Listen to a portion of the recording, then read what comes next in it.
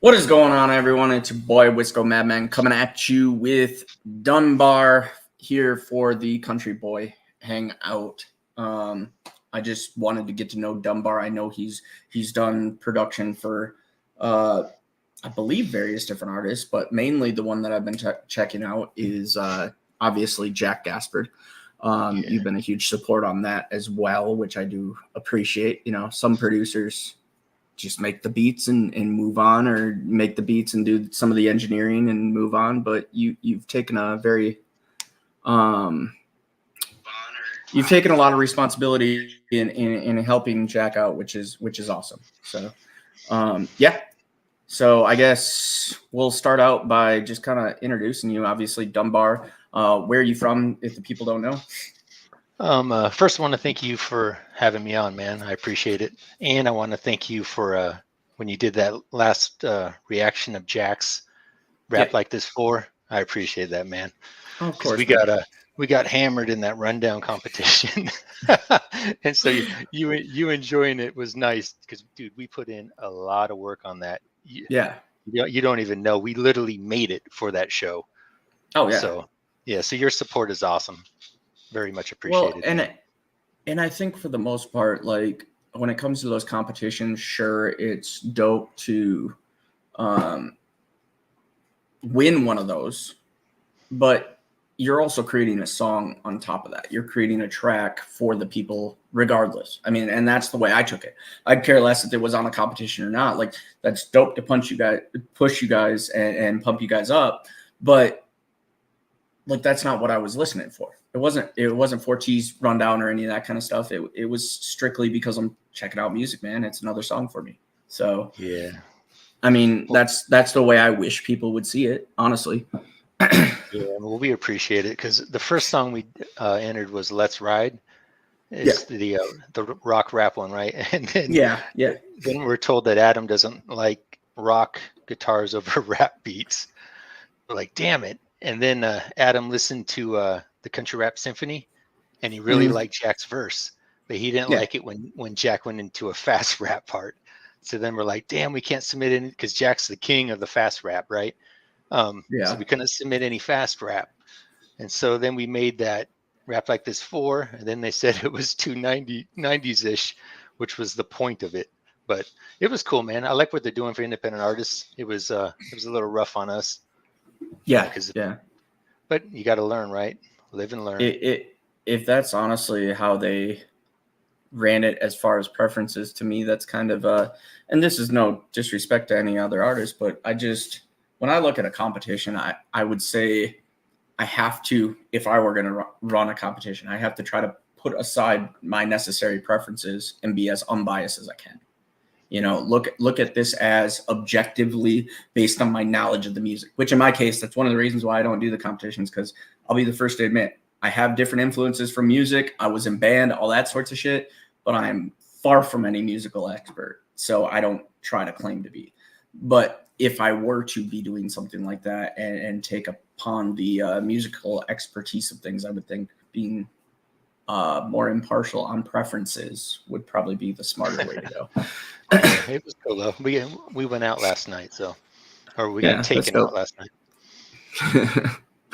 Yeah, I mean, that's awesome. I mean, it's still, I thought that was a great song. I think his Rap Like This series is a great series. If he can continue to come up with storylines, I always encourage him to continue to kind of voice his opinion on the idea of the industry, the constant, you know, you have to fit this mold, this mold, this mold. Like, nah, man, like, I'm gonna do my own shit. Oh, dude. I think that's why we like each other, is because we're both unorthodox as hell. Like, I literally, like, if I became the one everyone went to for beats, I would tell Jack to go find someone else. Do you know what I mean? You don't want to go where everyone else is going. You want to go a different path, in my opinion. And I'm old, man. I make shit that I like. Like, my whole thing is about, does it make my head bob? Right. So that's the way to go with it, man. And anything that makes my head bob, you always get me with a little more bass in it, of course. But Yeah, it's more of a unique style that you have, you know.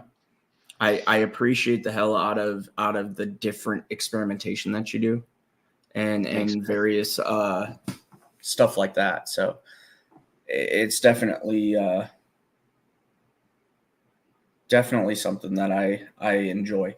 Well, God, I'm trying to think back to one of the first ones that I checked out, and I forgot what it was because I You remember listened I made to you I said made something the about my comment on banjo. the banjo. That's right. And Yeah. I was like, I, dude, I was I like, was like, what? yeah, well, that was definitely a way for you to warm up to me, but it was just like, No, it's dude, it's preferences, man. It's exactly. It's music's some shit hits you and subjective. some shit don't. What up, Jack? Exactly. Appreciate you being here. And I guess as long as I'm shouting people out, what up to Boo Boo and Clint Smith and Kenny, Boss Lady Bird, appreciate you being here. Katie Duff, Save Our Republic, Curtis Romero, Save Ken's. Yeah, Ken's is my daughter. Save the Okay. Republic's my wife. Hell yeah. Lingus Rob is my sister-in-law. Gotcha. Yeah. Appreciate y'all tuning in. Definitely a pretty decent turnout here for you. So it's obvious you got quite a bit of support. I mean, I think to an extent, maybe I was smarter on getting this set up earlier as well, giving the week advance instead of, just a day or two, but which I want to try to plan things out a little more that way as well. For everyone, I would like to do kind of a regular weekends thing every weekend, but sometimes you can't always book everybody. But I do really appreciate the turnout that we have here, and that people were willing to support us on this. So yeah, it's awesome. Yeah, so like we were saying, the uniqueness of banjo. I think another time I might have picked out, I believe, trumpets. Might correct me if I'm wrong, but I think you even did a saxophone in one of them. Yeah, dude, you have a good ear. I was impressed with you when I watched you listen to that. I was impressed. And Jesse's giving me a hard time for this too, because sometimes I'm on it and other times I'm like, it's reminding me of this, but I don't know if it's that or I mistake it for a certain instrument. And that's just, I mean, shit, I'm 33 years old, man. I haven't been in bands since I was 18. So it's a little bit of a disconnect. I still love my percussion and I'll play drum set when I can, but yeah, you're a drummer? I'm a little rusty. Yeah. I love my percussion, dude. Really do. I'm Nice. definitely nobody that claims to be like an amazing drummer or anything like that. I always looked up to people like Travis Barker and actually more recent within the last 10 years, Rook from MGK's supporting drummer. But yeah, dude, I've always liked drumming. Whether I can do it as well as some of the professionals or not doesn't matter to me. It's a great outlet for me. But yeah, I was in percussion. I did bass drum and marching band, all sorts of shit like that. So definitely, I think that's probably also another reason why I like the bass so much, dude. I've always like any of the rap that we came up on between 50 Cent, Eminem, all that sort of stuff growing up in the 90s and into the 2000s. Like, yeah, bass always got me, man. Hell yeah. But like I said, uniqueness too. And I think that translates. One of the earlier unique bands I can think of for me was like Yellow Card when they brought in Sean Mackey for the violinist. And something I've started to realize as people like yourself experiment more within rap production, hip hop production, is bringing in those instruments goes well in hip hop too. It doesn't just have to be the drum and bass. It doesn't just have to be some old boom bap or any of that kind of stuff, which don't get me wrong. Love Pawpaw and Deacon Blue on their boom bap for sure. It's something you don't always hear anymore, but I do love that uniqueness of instruments, saxophone, flute, trumpet, all those various. It's so dope when people bring that in. Even the banjo, like I have had plenty of styles with the banjo that I felt fit well. It's just it depends on what the overall makeup is, because I think firsthand it just depends on how you put it together. Exactly. I just go by my ear, man. I just have a good ear. Right. That's it. Yeah. See, and I can listen to people's stuff all day, and I might, while I'm listening to something, come up with a beat or something to go with, like just in my head thinking of a beat. But as far as the kind of stuff like you do, where you're, I don't know, maybe you're coming up with this, listening to your various influences, but for me to sit in front of a computer and be able to use a drum machine and shit like that and just creatively come up with something, that's a whole different thing. I mean, it's basically composing. You'd probably be good at it, man. Seriously, you should try it. I definitely considered it with more of the electronic, like dubstep type stuff. I really did. I tell my wife all the time, anyone can make a dope beat. Yeah, I mean, and I suppose it starts out as probably making a lot of trash and just playing around on the drum machines, playing around on keyboards or programs or whatever you're doing to produce it, and it goes from there. Dude, I've been doing this shit since I was 12. My first beat machine was this little cheap Casio keyboard that you could have 4 little samples. I remember the old Casios. What the hell was that fancy keyboard? I used to always want it. I don't want to say it was Roland. I forget what the other clavica. I can't remember what the hell it was. But there was a fancy one I remember when I first learned piano in like 2nd grade, and I got to play with it one time. And for whatever reason, the brand name reminds me of Casanova, the term. I can't think of what the hell it was called, but anyway, the point is that was one of my first experiences with a keyboard, having so many different instruments that you could play with the keys. Like that was so cool to me, to like, you set it to whatever instrument and pretty soon you're hitting the notes on the keyboard and it's playing, the notes in a completely different fucking instrument. That was mind blowing to me. Cause I mean, those were still the days before computers were big. Sure, we used to have the family computers, but it wasn't like everybody was on the fucking internet and shit. Old Skeet called it Insonic. Does that ring a bell? Insonic? No. I can't remember what it was, but I remember Casio too, like what you're talking about. That was definitely one of the. So tiny, so old. And then I upgraded to a 4-track, and then I'd literally use my Casio to be like Dunbar, Dunbar, hand do it all. And now when I came back, because I quit for like 18 years to raise 5 kids. I can understand that. When I came back, the software now, man, you don't even need hardware really. All you need is the DAW and the plugins. It's ridiculous. Yeah, it's nuts to watch some of that shit. Some people do like what is that, the Beats Machine or whatever, where you got, your 10 to 12 whatever buttons that you can make different beats on, customize it that way. But I've seen my buddy who I has been doing dubstep in Denver, traveled all over, like with people like Excision and shit. I've watched his videos as he got a couple different times when he would get new keyboards, new things, and watching him how he puts that shit together on programs is just, it's crazy where it's at now. It is. Click, kind of like my video editing. You're clipping shit together and doing whatever the hell you want. And it's like crazy. Exactly. Because, it used to be, and I've heard complaints from older generations, right? some of the older generations, like one of my coworkers, it's probably his big generation was obviously the 70s. And he would give me so much shit about rap. Because he's they're not real bands. They're not playing instruments. Oh, man, come on. Dude, first of all, when I go to these concerts, a lot of the time they do actually hire real musicians that are playing guitar, are playing drums, are, like, come on. my stepdad's 93 years old, and he still tells me that rap's a fad. Like, bro, this shit's been around since the 80s. At what point do you not call it a fad anymore? They're just joking. My mom and him are just joking. Yeah. But oh shit. Yeah, dude, it really is a talent, man. And Jack's 100% right. Jack is 100% right. He's a crazy good producer. You absolutely are. And I appreciate it, man. You really do. I think he's right on the being able to do pretty much every sound or style that's out there, because from what I've listened to of yours to this point, like, you really do.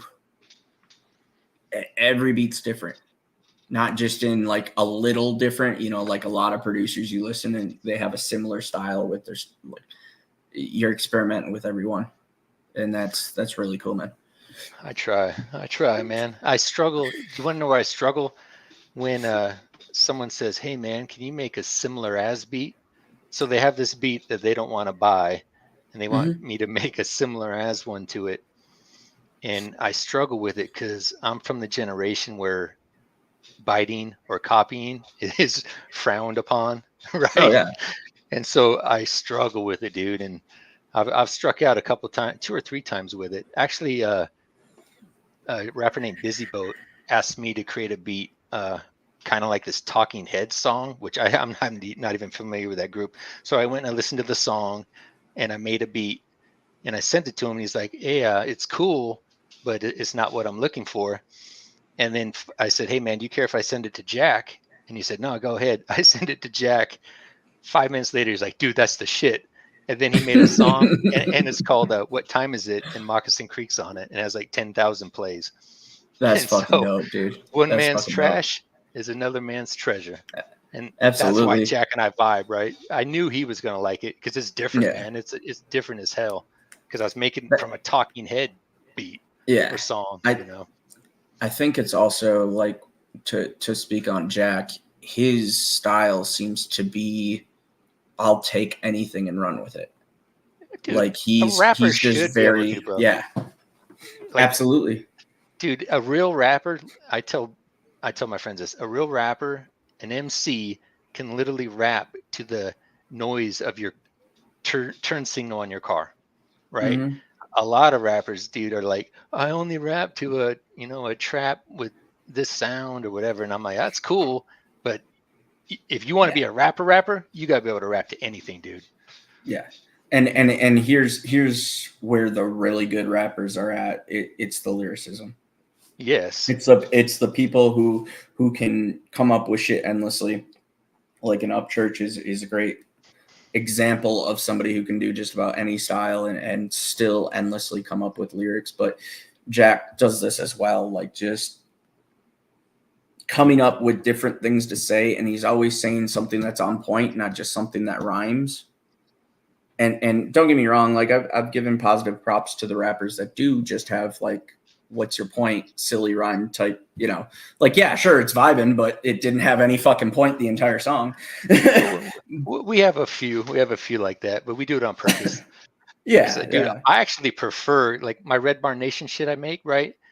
Yeah. Dude, that is just, I call it country western boom bap, and I love not really having a topic because I just one of my favorite rappers is Too Short, right? Yeah. And Too Short does not have complex rhymes, and no, you know, I never Too let my Short's daughters. Slick as fuck though.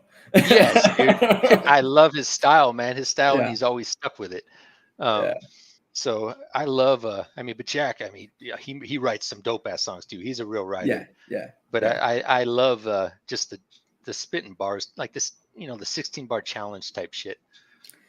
Which I'm fine stuff. with. I loved when Jack did that. I loved when Broadnax did that, and various other CCRs that I've checked out with the 16 bars and stuff like that. But the thing that I'm speaking to more is along the lines of the various artists that you come across where pretty much everything they do is that, or it's let's say kind of like the Lonely Island type shit, Boats and Hoes and you know, Step Brothers type shit. Like, come on. I mean, don't get me wrong. Don't get me wrong. There's a place for it. But when it comes to the shit that's really gonna be my favorite, it's gonna be the kind of shit where you tell me about things you've experienced in life. You tell me about this, that, and the other. And then you can have those other raps that you're talking about where you're just fooling around, you're doing some rhymes and showing some talent. But I don't know, man. I prefer the type of hip hop where I can connect to the artist more. And that's something that I've really loved in this particular lane of music, because it seems like a lot of the artists are sharing more of their experiences, whereas a lot of the mainstream is especially nowadays, it's what's it about? I mean, drugs, clubs, whatever. It just, yeah. Dude, I know. My daughters listen to that mainstream shit, and I coach my daughter Kensington's. I coach varsity soccer at the high school up here where I live. Oh, that's awesome. And my daughter's on the team, and I'll give her control of. I always bring a speaker box for music, right? And then I'll be like, it's not explicit, is it? And she's like, no, it's not. And then we're playing. The next thing you know is B's and P's. And I'm like, Kens, are you trying to get me fired? It's filthy, dude. And I like filthy rap. I mean, I love Kid Rock. I love Too Short, but oh yeah, dude. And I don't know, man. It all sounds the same. Like 90s rap. Every rapper had their own style, dude. Right. I wish it would go back to that. Right. Country rap's kind of like that, which is why I fell in love with it. Everyone's different. Music in general nowadays, and I think this is something that church has done a good job of opening our eyes up to, but I think music in general, if it's mainstream, it's just become this very formulaic bullshit. It's the same old. And don't get me wrong, that's not saying I don't listen to any mainstream stuff. It's just saying I tend to prefer the shit that is not mainstream. Me too, dude. Mainstream's whack as hell. There's some catchy shit. I won't lie. I mean, I'll admit it. I've listened to Cardi B before and enjoyed it. Like, fuck, but it's not my main. It's not like, oh my God, she's the goddess. No, fuck that. It's vibing sometimes. I boxed in my 40s for 5 years. I boxed, and the owner of the gym, he was younger, and he would play all the mainstream shit. So I started, liking that. Then I call it like the 2022 playlist or whatever. Like 2 Chainz, B.O.B. Those guys are good, man. I think they're dope. But, dude, I still remember when 2 Chainz came out with his first like really popular album. Like that was dope. I was like 22, whatever the hell it was, and we was fucking. He's older, that man. shit, getting drunk as fuck. Yeah. That dude's older. Yeah, I guess I never knew much about him until about that album, but he came in late. Yeah. Shit. I can't even remember a lot of the song titles, but I do go back to that specific album sometimes, and because we used to listen to the whole album all the time, that's what I do. It's not even a one specific song. It's just hit play and random and vibe to the whole fucking album because it was all dope fucking trap songs. Hey, have you listened to Too Short? To Too Short? I've come across a lot of his stuff. How about like DJ Quick? Can't say that I listen to DJ Quick, but Too Short, I came across him with E40. So, have I listened to most of Too Short's like by himself music, like solo stuff? Not necessarily, but I've heard a lot of him jumping in with E40, various other artists, and I've heard a few of his personal songs. He's still active, man. Too Short's still active, dude. He's been going on forever. Yeah, my dream, dude, is. I know it will cost me, and so financially it wouldn't be worth it, but my dream would be to get him on a song as a feature, but it's probably like $10K, dude, and you don't get your money out of features. That's a fact. But that's a fact. It's for the fun of it, dude. It's for the fun of it, 100%. Yeah. I know a lot of people try to claim, like listeners will try to claim, oh, that dude's just getting the clout from this feature, getting the clout from that feature. And sure, it brings some fans to you. But that's not why you do it. Like, you do the features because it's somebody who you're like, dude, this guy, like, you have respect for those people. That's what I see. Man, we have like 5 songs with Moccasin Creek. Yeah. And so I've learned, because Moccasin Creek's like rolling with like 142,000 monthly Spotify listeners, right? So Jack and I get him on a song, and he was on a few of my Red Barn Nation stuff too. That dude's awesome, by the way. He's a super nice guy. But you get Moccasin Creek on a song, it's like you get like 10,000 streams, dude. Like, because I don't think know I why. just came across one of your Moccasin Creek ones too when I was looking at some stuff. I feel like. So I call that like an anchor. He's like a hell of an anchor.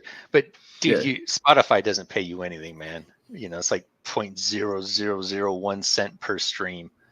You know, so jeez, 10,000 streams is like $2. Or I don't know. Wait, yeah, I guess I wouldn't really.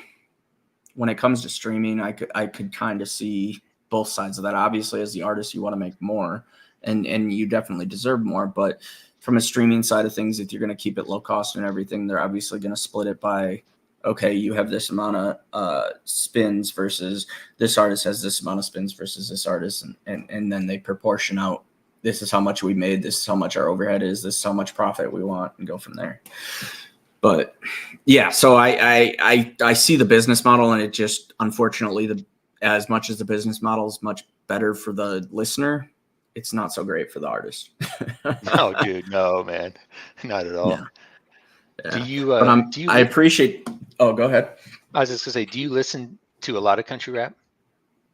Yeah. I ever since it started with Yellow Wolf. Well, no, Yellow Wolf.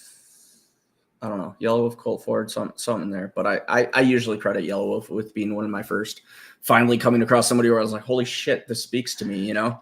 He doesn't even claim country rap, dude. No, I know he doesn't. Anything to do with it, yeah. I know he doesn't. But what's also funny about that is people think he doesn't want anything to do with it, yet he mentored Church so much. Did he? He really has. Yeah, he really has. Early on, I remember Church giving props to Yella and shit like that, and various things, and Yella actually did put him on a couple times. I've seen Yellow Wolf go live with Jelly Roll, Struggle, fucking all those dudes roll with him. Like straight up, he's been around the scene a lot, even if he doesn't necessarily claim it. I think Yellow Wolf has, and this is no disrespect to him because I still look to him as one of my favorites, but I think he's gotten kind of caught up in the LA life now. He lives in California. I don't know if he lives there, but a lot of the shit that I see from him is like Vegas and LA type. Like he's living the lavish. Yeah. I think he lives in Nashville. Does he live in Nashville now? Okay. I'm pretty sure. But I was just going to say, like, I've seen a lot, like, fuck, it was a month or two ago, fucking drinking champagne and fucking all dread. Like you've seen his one with, I've actually done a reaction to this one, but Cowboy, what was it? Cowboy Killer? Yeah, Cowboy Killer. I think he signed that dude. But anyway, him and Cowboy Killer were like, the whole music video was them like dressed up as fucking golf cronies and shit like that, and they were vibing that whole thing and like just yeah, hoeing around on the fucking golf course and all that sorts of shit. It was fucking hilarious. But anyway, I've seen him dressed like that on a daily when he's on a live.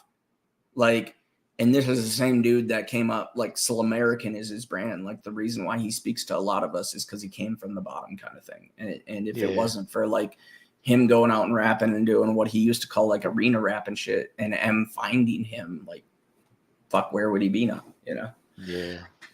But, yeah, dude, so Yellow was one of my first, I don't know, probably just before I found Church, a year or two before I found Church, and then it really expanded into Upchurch. I found Adam Calhoun all through Facebook. I found Church when his Cheatham County album was out, the very first one. Dude. Yeah. So I discovered, so I'm from Washington State. I grew up in a small town. Okay. And back when I have family in Olympia, actually. Okay, yeah. That's like 40 minutes from where I grew up. Hell yeah. So I was a rapper living in the boonies.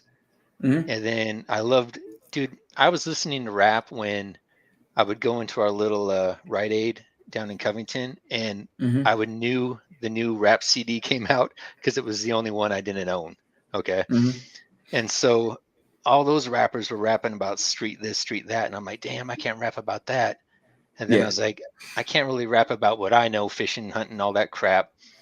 So I became this is embarrassing, but a white too short because it was the only lane I had. I couldn't do street, I couldn't do country because it wasn't an angle. So I did the white too short. But then on Facebook, like, I don't know, man, 10, 12 years ago, one of my soccer moms posted a link to a song called We're All Country by the, I think it was the Moonshine Bandits, but there was like 15 different rappers on it.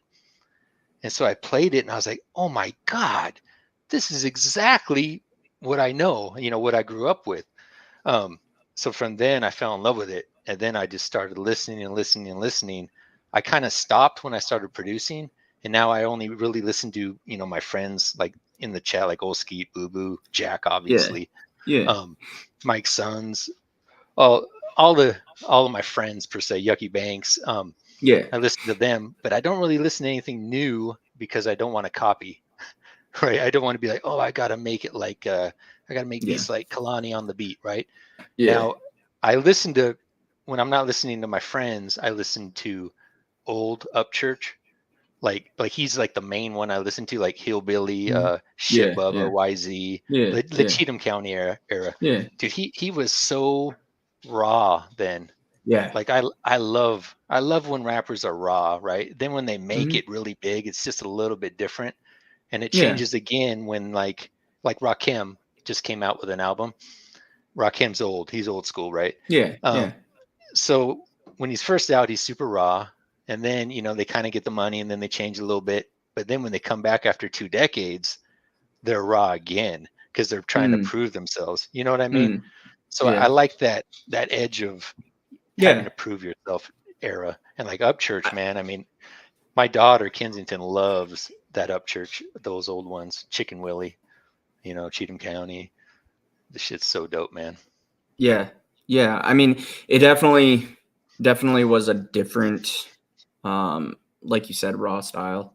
I would say for me, each part has its place, I guess. I love going back to the old stuff when I want that raw stuff. And I think the bigger thing for me with somebody like Upchurch, and I think this probably goes for a lot of the fans, whether they can vocalize it or not. I think the big reason why Church is so cool to have watched and been a fan of is because you've got to watch the story progress. That's one thing I think he really paved the way on YouTube with. Maybe not the very first one necessarily, but definitely one of the first ones in country rap to truly create the brand that is just me. I'm going to do whatever the fuck I want to do here on YouTube. I'm going to say whatever I want to say. I'm going to show you going out mud and doing this, doing that, do whatever the hell he's doing. Now he's fucking doing what if scenarios and theorizing different things and everything else. And I'm down with that shit too, because that's up my alley. I know not everybody likes that shit. They fucking lose their goddamn minds over some what if this happened, and they're like, oh, you're crazy. Motherfucker is just being open-minded, wondering about shit. The fuck's wrong with you? But anyway, so the point is the story of it all. That was really what I loved about it. And that goes to kind of like what you're saying, from the raw to advancing on. And I've seen so much like I remember the first time he was like singing, which I can't name the exact song, but like the first time he tried to sing some shit versus now, and it's like, holy fuck, the difference. Bro, he could sing. That dude could sing. Do you listen to Tom McDonald? I do. I'm very political. And so I love Tom McDonald. I love Adam Calhoun's political stuff. Like Adam Calhoun, when he talks on the YouTube, right, and he gives his views, dude, I don't think I've disagreed with him one time. It's like that dude's like freaking speaking for me. I think 95% of the time I probably agree with him. There's a few things that I'm not quite on. As far as Tom goes specifically, I was a huge fan of him about the same time as I was a fan of Upchurch. I've said that in my videos that I've reacted to both that stuff. Tom McDonald's is the first song I've ever reacted to, Balloons. And the reason was because he had one. No, but that was like 2-3 years ago when I first started, and that happened to be the one I came across. And the reason why I get it was because somebody had cut, I believe, like his Instagram story or something. And he had made the statement towards mainly Twitch streamers. But he said, if you need my permission to use my music. Take this as your permission. You can use it for your Twitch, for your whatever. It was really open-ended, like, hey, just fucking use my music. Nice. Which was dope up until about a year ago when that changed. Now it doesn't matter what I submit. He does not approve it. And that seems to be the same story for pretty much everybody that reacts to him. Up until, again, one of the most recent ones. Was it Me Versus You or something? I don't remember. One of the most recent ones that he dropped within the last 2 weeks. I reacted and posted. And that one got approved fairly quickly. Back like it used to be. But it got approved for share, which is still better than nothing. But it's kind of like, dude, you're still not going to recognize that clearly people like us are helping you move forward. Like, come on. But anyway, so yeah, the newest stuff, I've liked most of it. Have you heard it's an older song called I Hate Hip Hop? Yes. Dude, I remember the hook right off the top of my head. Yeah. He's right. I mean, he points out a lot of good things. And I think that's something, if by chance he happens to come across my stuff, I know his girlfriend has come across my stuff. But shout out Nova for being a great fucking video producer, by the way. But dude, she's a dope ass rapper, man. Fuck yeah, dude. The last one I checked out from her was I want to say Lost Girls. That's what it was called. I wanted to say Mean Girls. It's Lost Girls, which was definitely it fit more of her punk style, because I know she was a punk rocker girl growing up. I know damn well, I can just see it in her fucking style. Like, that girl was straight up punk and emo. I know it. But yeah, you can just tell with some people. But anyway, so the point was, Tom had a lot of the political stuff that he's come out with maybe within the last year. I've vocally mentioned I'm not a huge fan of as much as I used to be.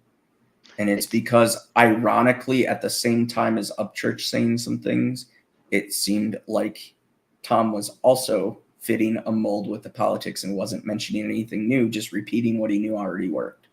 Yeah, a lot of them do sound similar. I'll give you that. Yeah. But if we rewind 2-3 years ago, prior to any of this Adam Calhoun shit, a lot of his stuff did sound unique in each political situation. He was naming different events. He was picking different view sets and things that made us feel like we related. It just felt like recently it was a very regurgitated, this is what's promoted my music. And the fact that he has every single one of his albums is private. Everyone. You have to fucking buy his albums from his website. That's the only way to get it. Oh, that dude, he's making bank doing that. And he sells hard copy CDs. He prints like 1,000. Mm-hmm. And that's most those that. Yeah. Those are albums that he does not put out like on Spotify or anything. He makes custom albums. Yep. Yeah, so, and a lot of credit to him. I have yet to buy a single one of them. Prior to this whole situation, I don't know where I sit right now. I'm definitely still a fan, but I don't know where I sit right now with a lot of the shit that's gone on. Prior to it, though, like beefs or not just beefs, just a lot of shit that's been exposed and a lot of moves that I've noticed since. I don't call it out as much. I don't make videos like Church does, literally blatantly calling out this move is dirty, that move's dirty, but I see it. Yeah, I see it, and it gets annoying. I've definitely seen him pump way more promo than he used to. Way more. Specifically started with when he started doing the Brave stuff with Adam. The amount of promo. At first, I was all for it. At first, I was all for the promo, let's pump him up, let's get him number one, all that sorts of shit, right? He's had how many number ones at this point? A lot, dude. I don't know. At what point do we start to feel like these promo videos are repetitive? And it's like, okay, dude, you've done 18, 20, 25 fucking #1 hits on billboards. Come on. Jesus Christ. Is it not enough for you already at this point? Don't get me wrong, all about achieving. But when it's a promo video every Friday now, or however often it's been, dude, he's it's the king getting of old. independence. It's getting old. That dude is so rich, man. Yes. Think about it. He has no one taking a cut. He makes his own beats, writes his own lyrics. His girl makes his videos. I know his homie's his engineer, but he probably gets a cut. But man, it's a good way. It's of all doing in house, dude. Every last bit of it is in a house. Jen's involved. Then you got who else was it? Jen's involved. I think his parents were just in the video. I don't think they do anything as far as like production goes. But yeah, he definitely grinds. I agree 100%, Lingus. What up, Missy? So hey, you know who grinds? And that's new to our community. Swamp Tree Seder. Have you seen him? Mm-mm. Swamp Tree. I have a song coming out with him in 2 weeks, dude. That dude is insanely hardworking, man. I love a dude that's like putting out track after track after track after track, and he is killing it. And the track that I did with him, I made this West Coast Dr. Dre. My latest thing is I'm back on West Coast beats. And I made this beat and I sent it to him and said, hey man, would you want to rock with this? He's like, oh hell yeah, dude, I love that Dr. Dre shit. And dude, he killed it, man. Killed it. That's awesome. That's and awesome. He's interesting, I'll have dude. to put it he on has the list for sure. Story. Hell of a story. Yeah, dude, I'll definitely have to put him on the list. In regards to what he mentioned a few comments ago, the ACAL clothing and stuff, like one of the things with this whole ACAL thing, you know, there's been people in the past. I refuse to wear their hats publicly anymore. I wear them for like working on cars and shit like that. Won't mention any names off the top of my head here because they did dirty enough shit that I don't wear it no more. But if you guys have watched my videos, especially early on, I always wore an ACAL hat. I never really had an Upchurch hat because fucking dumbass never made decent hats. And I'm not talking about church. I'm talking about his fucking old business partner. I can't even think off the top of my head right now. It's escaping me. But anyway, Redneck Nation. That's what it was. Bobby. But anyway, and I say dumbass because I mean literally the shirts were church spoke to it 100%. The shirts he was making in church is not lying. They were low quality as fuck. I have 2 of them. The screen print was trash, and they were on Gildan Walmart shirts. You're producing apparel. You're producing apparel for the largest country rapper out there. Period. Why? I think Adam's clothing line is dope, man. Adams is amazing. Adams is amazing. And prior to any issues, and it seems like they squashed it for the most part, contrary to what a lot of trolls on the web want to say and shit like that. And people are like, oh, you shouldn't have settled in blah, blah, whatever. Bullshit. Fuck them guys. I am happy they settled it. I definitely felt torn because I'm a fan of both. I've always been a bigger fan of church. I'm not going to deny that, but I was always a fan of both. I think ACAL got led astray a little bit. And I think certain aspects of his personality that we're all well aware of in his struggles got exposed extremely in this situation. And not a lot of people wanted to agree with me on understanding that. I'm not saying it was right what he said or anything, but I at least understood where it came from and the struggles he was dealing with. And he may never want to talk about that publicly, and he has no responsibility to do that at all. But I've watched enough of his story to recognize that, dude, he lost his fucking mind in that situation. 100%. He lost his fucking temper on everyone. And that was sad to watch. We don't know the whole story, dude. I'm too old for beef, man. I think the shit is whack as hell. And this genre is too small to be fighting, dude, honestly. I forgot who I was talking with. I was talking with somebody. Maybe it was Amber. I don't know.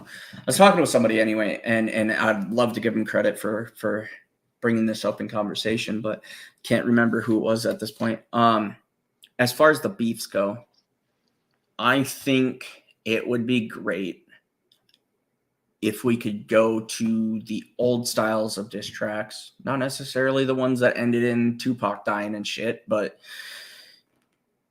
back to Wild and Out style. I sit here and I can diss the living fuck out of you, and you diss me back, and we move the fuck on. Yeah. Like none of this fucking bullshit of now our feelings are hurt. Fuck off. Like this is. Have you heard Ice Cube's No Vaseline?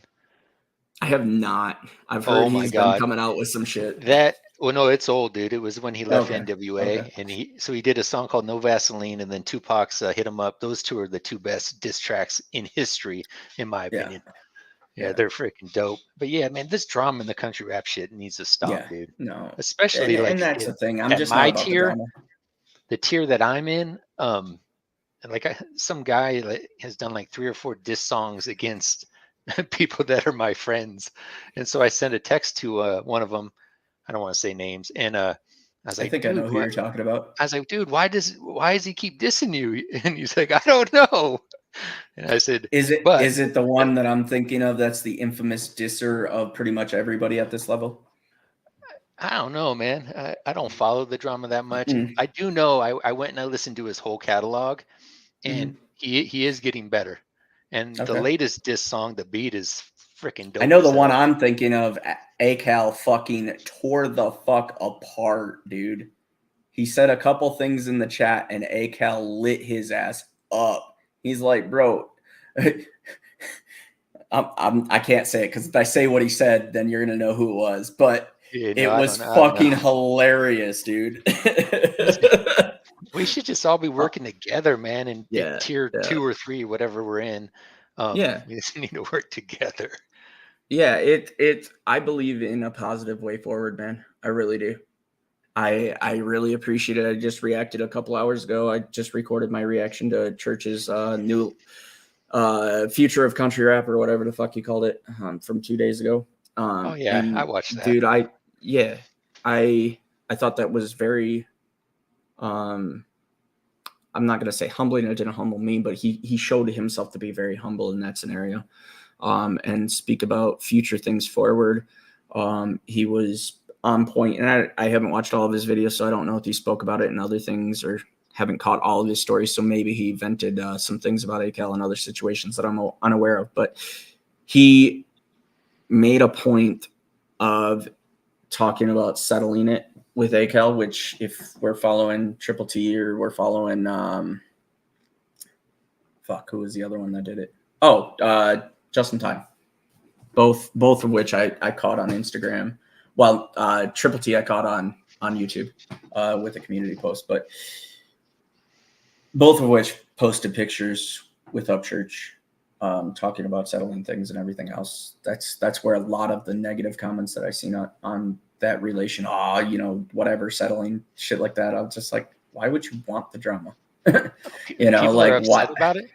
Yeah, some people were upset that those two were sitting down, and when Just in Time had the picture with him, there were not only more of the drug comments, but also like, just wait, that dude will burn you too, and all this. Yeah, dude. I was just like, I even made a comment in there, and mine's one of the few comments that referenced that didn't get deleted because JT did come on and delete all that shit. Every last bit of it. And I was like, fuck yeah. Like, fuck them motherfuckers. They don't need any light. Their opinions are bullshit. Like, just keep that shit the fuck out. And that was spot on because I've been following Just in Time almost as long as Upchurch. Like, I found him in the Redneck Rave within a year or two after I started following this lane. And I really have a lot of respect for where he comes from, and he is an expert promo guy. He even made jokes like when I was watching him on. So there was one where ACAL was lighting up Kurt, right, and they were having their whole fucking thing. I watched that whole thing and it was painful. And then there was another one that I happened to watch because it was ACAL. Fuck, Outlaw Nation. I can't think of his goddamn name.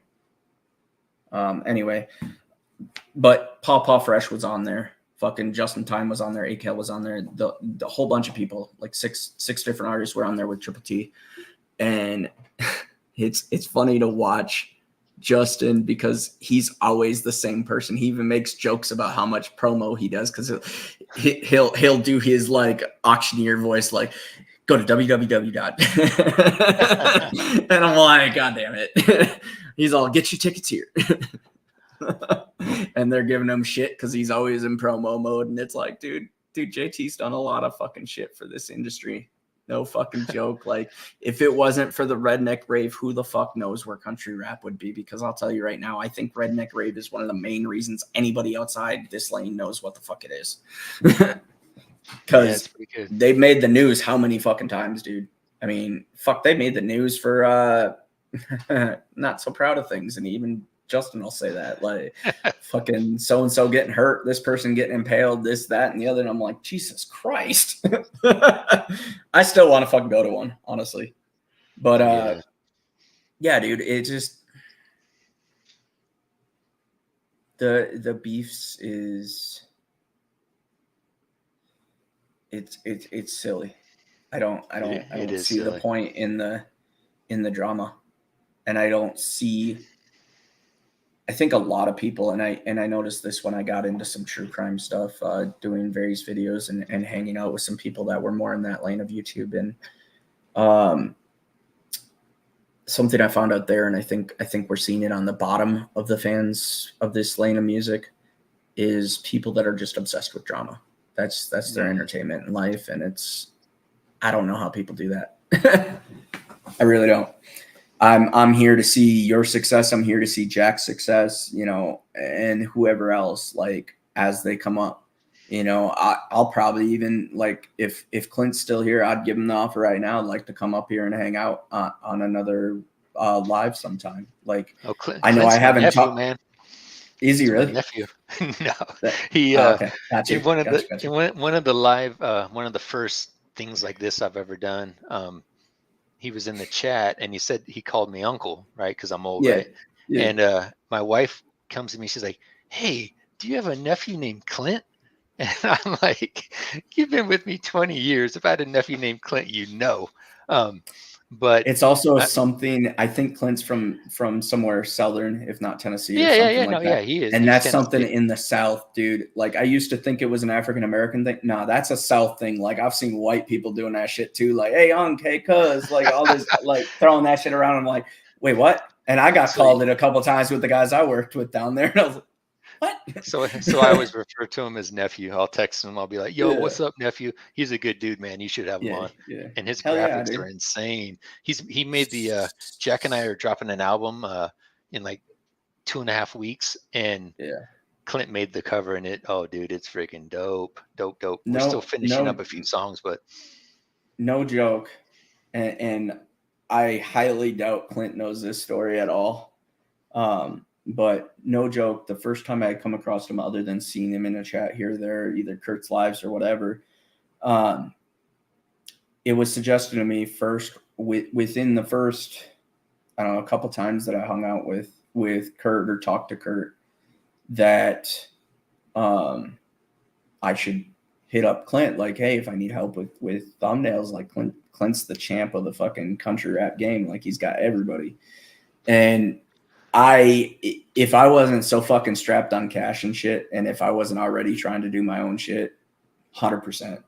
Like, I just can't afford to put any more money into this than I already do. Right. Like, dude, I've already spent so much fucking money on my computer. It's not even funny, but it was also well worth it, the amount of shit I can do now.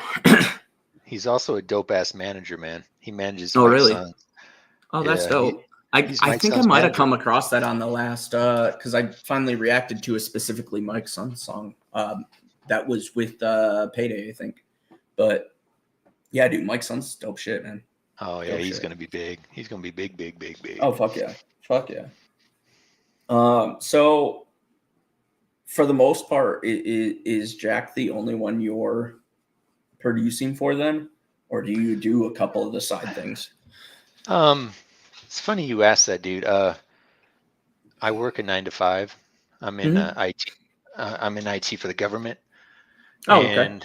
and I have a ranch, and I have a big family. Oh yeah. And I coach soccer, right? Yeah. And so Jack was my only one for a long time, and then as you know, I started doing these type of things or whatever. I started branching out, and then I started getting overextended, man. Like right now, I'm overextended. I'm working Right. with Kenny Reacts. I have like 3 songs I need to mix for him. I'm working with his homie named Class. And dude, Yeah, I Kenny, remember freaking Class. I dope checked ass out one of rapper, theirs. man. Yeah. Kenny's a dope Matter of ass fact, I might rapper. have checked out the one that you produced. You probably did. And Yeah. Class is a dope ass rapper too. Yeah. Um, so I only want to do projects, right? Like I'm not into I don't want to do just one beat here, one beat there. Now I might, like I made a beat and I sent it to Swamp Tree. I made a beat for Yucky. He's in the chat too. Yeah. I I've had I'm old Yucky on. school. He was one of my first. Yeah, Yucky's awesome, dude. And so Dope uh, shit. I love taking, because on my Red Bar Nation, I listen Yeah. to the verses a billion times, right? And so Mm-hmm. Yucky's on my Country Boy Can't Survive #1, and in that he's like, "Meet me in the sticks if you want to come and get it," right? So I was like, "Dude, I fucking love that line. I'm gonna use Yeah. that in a different song." So I made a song called "Meet Me in the Sticks," and Yucky's on Yeah. the chorus, and I sampled that, right? Well, on another song, he says he calls himself the Black Cracker, right? Yeah. And Yeah. I Yeah. was I like, seen his "Holy skit that shit!" he did on a Yeah, short. yeah. That was funny as fuck. Dude, so I'm a black cracker. I made him a beat. I made him a beat where I put him saying, my name, I forget. I just listened to it. It's gonna drop soon, but where he's on the hook of his own song, but it's from one of my songs, right? So I'll make custom beats. I made one for Tone the Bone. We haven't Yeah. worked on it yet, Tone's dope but too. yeah, I want to do, That's who I need to invite on too. dude, I Tone didn't the think of Bone, him. man. I Yeah. love that guy. I talked to him. I got so many. No offense to any artists that are watching. Like, dude, if I don't send you a message and suggest it, feel free to hit me up. Yeah, you should hit up everyone in my I'm community. always overextending myself in general as far as trying to keep track of shit. So if I forget you guys, it's no disrespect. I just can't remember shit. I feel you, dude. So yeah, I feel bad Yeah. when like someone wants to work and I'm like, dude, I can't, because I mean, obviously Jack and I were like partners, right? So he's like, and then I love doing my Red Barn shit because then I do the songs kind of like where I have the full control kind of, and I love that shit too because it's creative to me. But I hate what I really dislike is engineering. Right. Like I've been asked to mix, like Swamp Tree asked me to mix and master a whole bunch of his songs. And I was like, dude, I'm sorry, but I'll only mix and master my own shit. Cause then I feel like I have a part in the song. You know You're what I more mean? motivated. Like Yeah. I needed to be creative or then it feels like a job. And it feels like a job. I don't want to do it. Do you know what I mean? Me and Kalani talked about that shit with mix and master and stuff. Like, it's because not I think fun, at that dude, time honestly. when I had Kalani on, I think was shortly after Nate from Father Son. Nate had sent me 4 raw tracks to listen to, just to like pre-release type shit, just give me an inside. And dude, that was the first time I had ever heard an unmastered track. Oh, dude, it's holy fuck. Like, and I've heard those songs now, a couple of them, now that they've been mixed and mastered. I'm like, wow. The difference is huge, man. Wow. It's huge. But yeah, no, but to answer your question, yeah, I'm working with multiple people, but I want to do, like, I've worked, me and Nunrilla work together and we're going to start again. I think he's a good dude too, man. Dude, I got to start taking notes again because there's just so many artists that it's hard to keep up with everybody, dude. I used to have a whole fucking page of notebooks. Like, these are ones that I've done. These are ones that have been requested. These are ones that I've thought of, you know, whatever, like, just so I can keep track of shit. If I think you're good, I give my beats away for free, dude. Cause I just feel like, and then I just feel like everything comes around. Right. And so like, that's how I get all these rappers on my Red Barn Nation shit, because it's like, hey man, you want to hop on? And they're like, oh hell yeah, because I gave them free shit, right? So then You know, I'm not just taking. You know what I mean? Yeah. I prefer to give. Forward, dude. Yeah. So yeah, me and Jack have a new album coming out. That's going to be dope. He just today he's like, dude, let's release an album because we've been focusing on the rundown for like weeks, dude. It's nothing but the damn rundown, giving my ass anxiety. All I gotta say is if Jack and you guys and I know Jack's in the chat, like Jack, if you come out with another fucking 20-track album, I am splitting that in two cities. and this is 10 or 11. Like that shit was dope as fuck. Like it was all high quality. Right? By the time I got done, I was like, oh my God, I'm so tired. I think that album is a fucking classic, dude. And I'm not saying that because I produced it. Yeah. It's fucking good, man. When I'm trying to intensely listen to something to pick shit out and have commentary, I realized that in that particular album because I always beg for more. In that case, I was like, holy fuck, I'm almost there. I can keep pushing. Like, it's just, it was a different scenario. And it wasn't because the music wasn't good. It was because I'm like trying to do it justice, right? Yeah. So yeah, I think the next time I have to deal with something like that, if it gets over 15, I think we're splitting it. No, this one's going to be like 10. all right. Because I mean, album reviews, no joke. Like even Brianna Harness, I just did hers for Spiritual Ecstasy because I've said this shit since like fucking February that I wanted to do an album react for her. And I think hers was, I want to say 10 tracks, something like that. And that even like towards the end, I can just feel it in myself. I just get exhausted from the thought processing of it. It's different than just listening. You know, sometimes you just listen and enjoy, but when you have to listen to actually intellectually respond to things, it's a different story.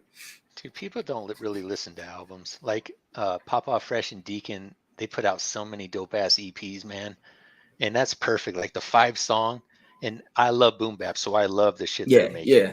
Like I need to do more of their stuff too. I've done quite a bit, but I need to do more of their stuff. Perfect for my style of rap that I like to listen to, right? Yeah. But yeah, that they put out like 4 or 5, dude. They're hardworking too. They might outwork Jack and I. They're freaking putting out shit constantly. Dude, I still remember the first time I came across Papa, and I mean that was a while back. Like I think it was some shit. I want to say it was on Kurt's channel, but maybe it was on Vic's Riding Dirty. But either way, like I came across him before I even knew him and Deacon were working together. Like, and it was within 6 months or so. I remember they're doing collabs and shit, and it was pretty dope to check both of them out. I will say, and I agree with you, I like the boom bap, and it's something unique to check out. But my favorite from Deacon isn't the boom bap. My favorite from Deacon is the stuff he shared personally with me, and maybe that's why it's my favorite. But I think it's also my favorite because it's what's the style? It speaks more to the country rap style.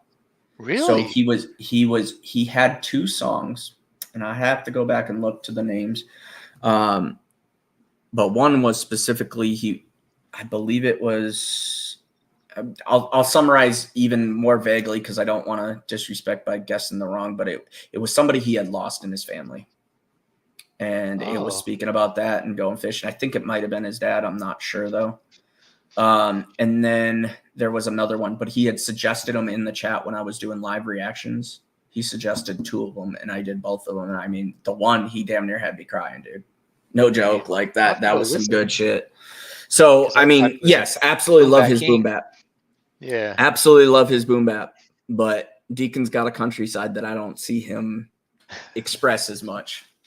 He's He's an MC for real, man. Fuck yeah, man. Both of them are. They're both fucking fire for that style. Papa was big in the 90s. Did you know that? I did not know that. I know he's been doing it for a minute. Trick. He went by a name. He was called DJ Trick. I was just told this by a guy named Rex. But yeah. I know Rex. Big, man. I know Rex. Me and Rex Kenny's buddy. Yeah, exactly. I like trolling them in chat when they're both on live together. I'd be fucking with both of them. And every once in a while, Rex getting his feels, and I'll still sit there and poke the bear. He's awesome. I gotta have Rex on too, dude. That's you another should, one. dude. I'll have He's Rex, a character. Kenny, you know. He's a character. Yeah. Kenny's actually, I think Kenny's one of the first. Yeah, I think Kenny's one of the first reactors that found me specifically. Oh yeah. No, I lie. I think Kansas did first because I noticed something about when Church subbed to me, and it just happened to be after Kansas commented on a video of mine or something. And I was like, oh, this motherfucker just shared it with Church. I know damn well he did. Dude, Kansas Rebel Man did a reaction on one of Jack's songs, just unsolicited, back before before Kansas was big. And it was pretty cool, man. And it was not a normal rap song, and he really liked it. So I thought that was dope. He's big now. Fuck yeah, he is. Yeah, it's him. The way I always seen it. Now, granted, we'll see where it goes because I think between Nate becoming an adult and stuff, and Dale doing his own thing as well, and they're in two different areas now. I just talked to Nate about that last weekend. But between Kansas, Father Son, and Captain Kurt, I see them as the dynamic trio of reactors that I really followed for country rap, and especially specifically of church. All three of them. I mean, all three of them personally know them anyway. But they all three, like, they always had some insight that as a fan, even prior to reacting, like I knew all three of those guys. And it was, I could definitely always find stuff from them. Obviously Simba too, which shout out to Simba for getting a mention from church again in the video. But I saw that, yeah. that was fucking dope. I hollered on that one for the reaction. and shout out for Kurt, of course. But yeah, it's always cool to see your, you know, the buddies and the dudes that you respect. Like, no joke. Like, Simba might not think much of this, but I even told him because he humbled the fuck out of me when he sent me a message, and he's like, did he send me? No, I don't think he sent me a message. He put me in his story because I reacted to one of his songs. And mind you, I look up to Simba. He's huge. So, like, not as a life figure or anything. I don't look up at anybody as far as that shit goes. But as somebody in this particular lane, this particular profession on YouTube, like, I look up to Simba as an example for somebody who knows what the fuck they're doing. You know, so I need to kind of look at something. I'll look at him, Arctics, whatever. To see him share me on his story and be like something along the lines similar to Church, because Church had made an inspiration comment on one of my videos that fucking threw me through a loop. But the second time that happened was Simba, when he put me on his Instagram story, and he said some shit like, dude, you something about making him feel good, and just like my comments on his particular song just meant a lot to him, which, sure, I'm doing this for a side income. I don't lie about that. I'm fairly open about that. But the coolest thing ever about this is the amount of people that I've gotten to meet, like yourself, you know, the impacts that I can make on other artists, you know, or things that I can give them help with. Just, I don't even know it. And Nate said this perfectly. He's like, dude, you do really good reactions and everything. And I constantly say my shit's trash. That's just how I look at it. Like, I don't see the impact. I want the impact, but I don't see it. So the point is, I've never thought of myself as a huge impactful person, but then when you get people like Nate, like, mentioning back, like, hey man, you know, I've actually really valued your insight here or there, or, you know, this really well, or you pointed out this and I appreciate that. So that's where I just, like, I've always followed with my reactions. Like, dude, I'm just going to say whatever the fuck comes to mind. And if it helps somebody, great. If you don't like it, fucking move on. You know, but yeah, Simba recognizing that was no joke. The girl I was talking to at the time, I straight up fucking called her and I'm like, oh my God, Simba. And I was full fucking fangirls, like, holy fuck. He just, like, shared my shit. He talked back like to me when I responded to the story and everything. Yeah. He has like 1 million subs on YouTube, right? Yeah. Yeah, he's huge. That's dope, man. I don't know if it's 1 million. I know Arctics is over 1 million, but Simba, regardless, he's over big. 250K. So which to me, anything over 100, 200, I mean, you're huge. At that point, you're just fucking huge. Burden, perfect example. Somebody who's gotten huge. There's another one where I looked at their fucking sub count and I was like, holy shit. Because I remember checking these dudes out when they're like 50K. So it's just like, God damn, they're getting a following. Who was it? I noticed ACAL's numbers have jumped, actually. I mean, he was always in the mill. But, I mean, I think he was like 1.3, 1.5, whatever the fuck it was. And I was like, damn, dude, he's getting up there. Tom, he's jumped after this whole fucking beef. Wants to talk like Upchurch is beneath him. That motherfucker gained 1 million subs off that shit. I mean, no fucking joke. He's at like 5.7 million. Like insanity numbers, and he used to be even with Church. So yeah, that shit I found funny when he's trying to act like all these dudes are beneath me. Like, man, fuck you. You gained so much from that scenario. Don't even. Like, to me, they're equal, and they both have their own special talents, really. I think sure. ACAL's right up there in the same fucking league with them. They all have their own fucking problems, and I wish the best to all of them. I personally wish Tom would kind of rewind back to some of the more impactful political shit, being a little more unique and less reproduced, I guess. Yeah. At least he's reproducing his own shit. It's not like he's copying somebody else's shit. But are you a Trump or Biden guy? Neither. Ah, come on. Then don't no vote. Joke. No joke. Don't vote. Have you been paying attention? Do you know who's got an awful promising third party potential? RFK. Yeah. No, he ain't gonna win. I haven't looked into him enough, and I was disappointed by the last major one that we had, Gary Johnson. But he's no, so all of them have, man. Gary was one of those ones where as I followed him more and more, I was like, dude, can you just stop talking? You're starting to sound like a Fruit Loop.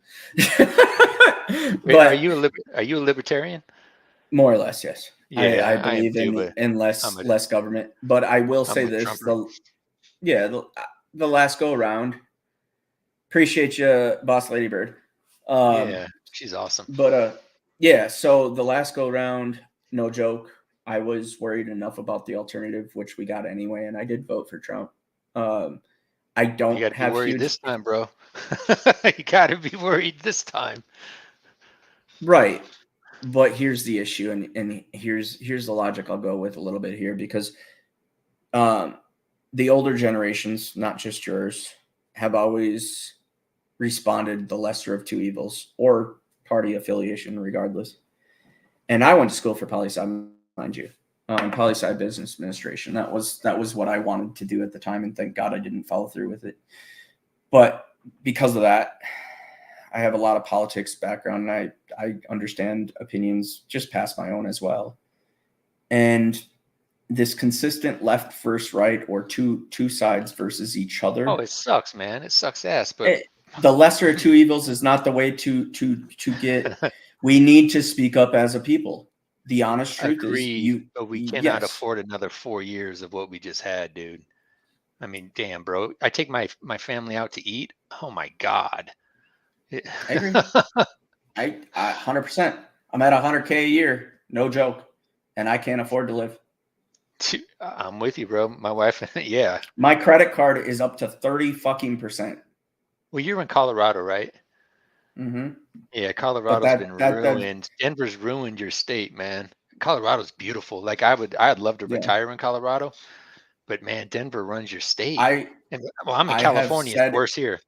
Yeah, I have mentioned this to coworkers who are not a huge fan of our governor, and they actually do see my point and cannot argue it very much. But I used to want to say that I was against Polis, our governor, who's Democratic. And I'm not saying I'm with him, but I am saying that some of the things that he said publicly, specifically, like if you remember John Stossel from Give Me a Break, when he used to be on TV, he has his own YouTube channel. He interviewed Polis, and I remember Polis identifying himself in that interview as a libertarian. That is how he presented himself as, yes, I am a Democrat on the ticket, but I tend to have more libertarian views. So John Stossel, being kind of the representative interviewer for libertarians, a lot of his views are that way, really grilled him on that. And then since all those claims, I've noticed one specific one. Colorado had one going through the legislature that would have effectively outlawed every single semi-automatic weapon, that anything, pistols, rifles, whatever. That was effectively what they were trying to pass, and it had a lot of support. And yeah, until it gets to the Supreme Court, and then it'll fall. But yeah, it fell before that because of Polis. He vetoed it. He lobbied the entire legislature and said, "I will not pass this, so I highly suggest you don't." Nice. Okay. And he spoke out about it. And I was like, all right, dude, I used to think you were the anti-gun dude, and maybe you still have some problems with some shit that I would rather have. But that to me was proof right there where he's like, we're overstepping our bounds. We need to stop. And that was a huge respect point for me, because I'm terrified of Colorado taking that shit away, to be completely honest. I mean, the Denver area has already made a move against all ARs. Yeah. We already have a 15 meg limit. Like, that's the California move is they go and they do this stuff knowing it's unconstitutional, but knowing it takes 5 years to get it reversed, right? So you literally have 5 years where you're stuck with whatever move, like especially with magazines, right? They're always going after that.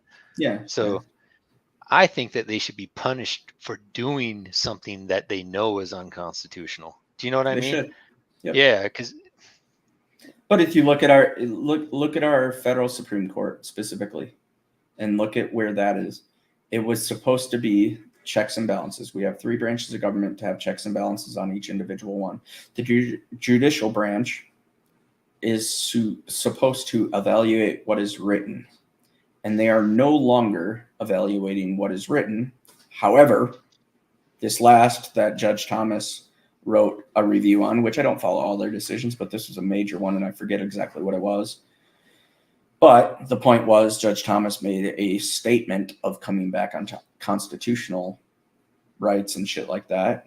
And that was the point where I was like, okay, maybe there is still hope for a Supreme Court. Because up to that point, it felt very political, as they were picking a left or a right side on this thing, instead of just interpreting the law for what it is, which is what their job is. Exactly. Their job is to interpret the law as it's written, and if it's written unconstitutionally, to basically abolish it. They can't abolish it, but they can make it so it's not enforced. They'll basically cancel it off the books, more or less. And that was a situation where I felt like we kidding. I saw that. Agent Orange acting up. Dude, dude, check out Old Skeet's catalog, man. He is insanely original. I do need to check out some Old Skeet for sure. I have a song coming out with Old Skeet and Swamp Tree. It's a Trump song that I made. I made a beat when I was mad that they tried to assassinate him, right? Yeah. And it has Kid Rock on the chorus saying, "If you fuck with Trump, you fuck with me." And when I went home a few weeks ago, I went home to Washington for a week, and I let my mom hear it, and she was like, it's just too aggressive. It's too aggressive." But we're waiting on Kenny React's verse before we could release it. If you don't mind me asking, because you did mention Washington, you said you weren't too far from Olympia. I was just kind of curious a little more specifically, because I have worked out there. I lived out there for 3 months with my uncle, and I have family that's also in Shelton, worked in Centralia, been around Seattle, have friends that live, I forget what that pass is, all the way up by Vancouver, but there's a pass up by Vancouver where my buddy lived on the other side of some fucking mountain pass. Just used to work with him. I just forget what the hell it's called. But so I was just kind of curious where exactly, because I've been a lot of the fucking places out there, like even Port Angeles and all that shit too. So the small town I grew up in is called Covington, but you might have heard of Auburn or Kent, Tacoma. Tacoma, Yeah, Tacoma. We were about 30 minutes from Tacoma. Okay. So you're kind of it's like I'm in southeast. between, or just southeast. Right. Okay. Yeah, southeast is Seattle. When I was growing up, Seattle was an hour away. Now, because of traffic, it's 2 hours away. Yeah. Traffic in Seattle is no joke, dude. Oh, I know. The whole world's moved to Washington. SeaTac travel from Centralia up to Seattle. We always went to Portland because fuck that northern travel. Yeah. Yeah, it's a nightmare. I will say, out east of Portland, there's quite a few beautiful fucking waterfalls down that dude, whatever highway beautiful. that goes down that way. Yeah, Washington's got beautiful shit on that side too. But. Yeah, my parents live on a lake called Lake Morton, and they have the best lot on the whole lake because they look directly at Mount Rainier. Like literally just, it's like right there. Yeah. It's freaking dope. I've been up there actually. We could see Mount Rainier from the power plant that I was working at in Centralia. Yeah, you can see it from everywhere. Yeah. It's fucking dope. It's dope, man. Me and my uncle and my dad all in 2015. Well, both my uncles, I should say, went to Mount Rainier and stuff, and that was the thing. Like I remember then, and this is before I ever climbed a single 14er. That's what we call our mountains here because they're 14,000 feet. I saw that. Yeah, so I've climbed 28, and I remember before I ever climbed one, that was the thing at Mount Rainier. I told my uncles, I was like, I want to climb that. And they're like, good fucking luck. And I was like, I don't care. Am I going to get arrested? Like, there's a walking path at the bottom, all the visitor center shit and everything else. But I'm like, no, fuck it. I was ready to go then. And they're like, that's like a 2-day travel. Yeah. My dad hiked it twice, or climbed it twice, I should say. Yeah. When I was a kid. I'd be curious if it's not a horribly like equipment intense thing. Like if you don't need all your rock climbing equipment, you just need like a rock helmet and shit. I'd be down with it. I've got experience on all that shit. This time of year it might be like that because at my mom's it was the mountain was pretty bare. Yeah. See, and I don't know exactly how Rainier works. I know Washington mountain climbing is well, I mean, a lot of my friends and family out there give me shit and say it's, Colorado ain't shit for climbing compared to Washington. And it's like, our fucking mountains are higher, motherfucker. Like, but the difference is what they didn't like and what they were giving me shit over is I could day hike a lot of this shit. And I'm like and they're all, oh, you finished it in a day. I'm like, yeah, but it was 16 miles round trip and a 5,000 foot gain. It's still something. You got to come to California, dude, and do Half Dome. Have you heard of Half Dome? I have not. Yosemite? I've heard of a lot of interesting shit out that way. I know El Capitan's Yosemite, isn't it? Yeah, it is. I did Half Dome, and it's a 1-day hike, like 16 miles or 70, but it's legit, dude. It's legit. The other thing I don't like about the Washington part in climbing, though, is if you start at lower altitudes, it starts a lot fucking hotter. I can start at like 50 degrees, and that's great for when you're doing that kind of exercise. Like, it's incredible. I found out the hard way when it got cold towards the top. There's one day the wind was ripping pretty good up top, and I was in shorts and a t-shirt, and I didn't bring shit else. I had all like the water and food and all that shit, but I didn't bring shit else for clothes, and I didn't think nothing of it. Yeah. Come to find out, bad fucking idea. That was cold. Yeah, but yeah, dude, I've had some really interesting, real interesting climbs. Mount Whitney, where's that at? Yeah, that's California, I think. Curtis, that's my best friend. If it's Curtis, California, is that California? He's like Shasta here. He keeps wanting me to do that shit. I'm like, no. I will correct that statement. If that's in the United States, it is not the tallest mountain. The tallest mountain in the United States is God, now I forget. Mount Massive's the second. Why I can remember the second and not the first off the top of my head right now. The one that's right next to it. But the other one, fuck. Now I feel stupid. It's like oh, he said Denali? Denali is that's in another country. Denali's Vancouver, isn't it?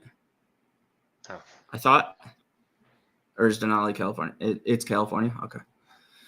Oh, Mount Albert. That's the one I was talking about.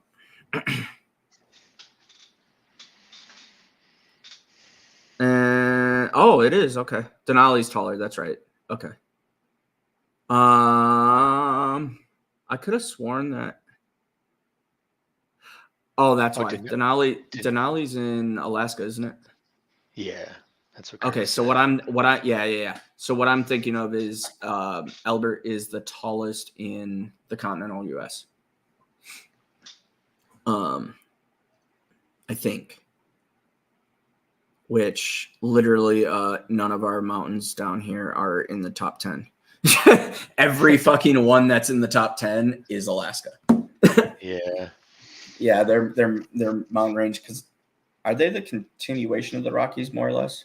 Does that, because I know the Canadian Rockies extends off. Does that curve all the way to Alaska? Shit, dude, I don't know. Yeah, I don't know off the top, man. But either way, yeah. Used to be Mount McKinley. Yeah, Mount McKinley got renamed because we're into PC bullshit. That's why it got renamed? Yeah. The guy that it was named after did some bad shit. Just like the mountain that I work got renamed. Yeah, so. What's that? Mount Evans to Mount Blue Sky. Evans was a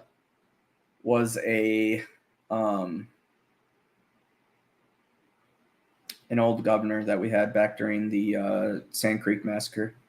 I think killed a bunch of fucking Indians and shit, or Native Americans and shit. Now it's Mount Blue Sky, which now they're probably going to rename it again, and we'll have to change the fucking signs all over again.